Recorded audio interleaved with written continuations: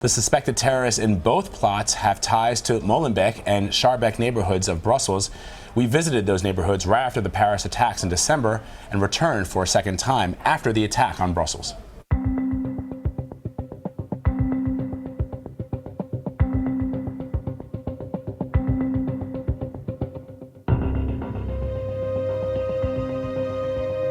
We're on the street here where police say the terrorists hatched their plan to attack the metro station and the airport. And how they know that is because the morning of the attacks, there was a taxi driver who picked these men up and took them to these locations. And he was suspicious because they had luggage that he was not allowed to touch. And they acted very suspiciously, and he didn't say anything until after the attacks, and he realized that this might have been a clue. He tipped the police off, and that led police to this address that we're coming up here, number 4. Safe house where they made the first bombs for Paris. It's here. Right here. Right here. And I live here. You live 2 streets away. Yes. So they were my neighbors for 2 months, and I didn't know that these bombs have been made here close to my house. This is the neighborhood that Saleh Abdeslam grew up in. This is the neighborhood where he lived most of his life. We're only about a half a mile away from the office of the mayor. And this is the apartment.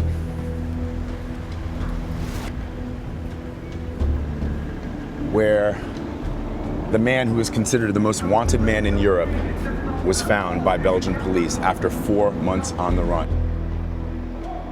When he was arrested, he was found not far from the neighborhood where he spent his entire life. How does that happen? How does it happen that he happens to be right here? You can watch our full report tonight right here on CBSN. It's a new episode of CBSN Originals. We call it Hiding in Plain Sight. It'll start at 8 p.m. Eastern.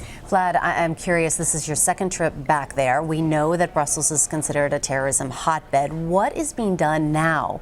Anything differently to protect these neighborhoods? Look, the police right now have stepped up their raids, their operations, and trying to figure out who these guys are. The big concern, of course, is although they've just wrapped up this cell, Mohammed Abrini was a key suspect, as you saw in that CCTV, that surveillance video there.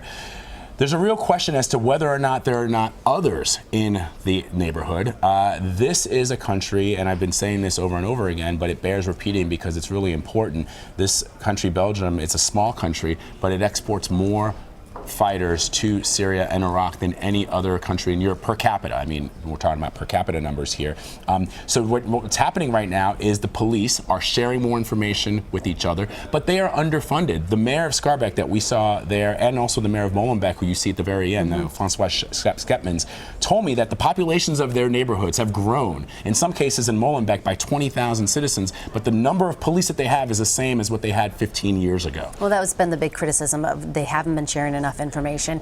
You also talked to mothers of children who have been recruited by ISIS in that neighborhood. What did they tell you?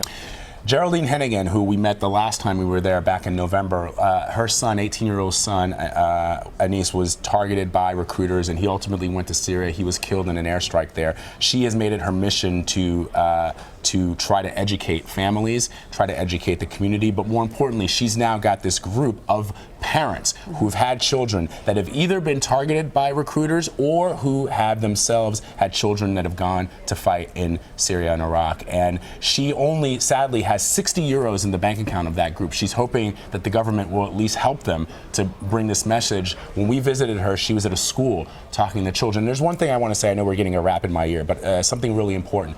Beyond the victims of the attacks in Paris and in the Brussels airport and the metro station, and the families who are going to have to live with the loss of their loved ones, there are secondary victims, and those are the people, Muslims, upstanding citizens, good citizens, law-abiding citizens, and children who now feel targeted by the authorities, by their fellow citizens. They are looked at strangely because they think that they might have some kind of connection. And one kid told me that, you know, he's scared.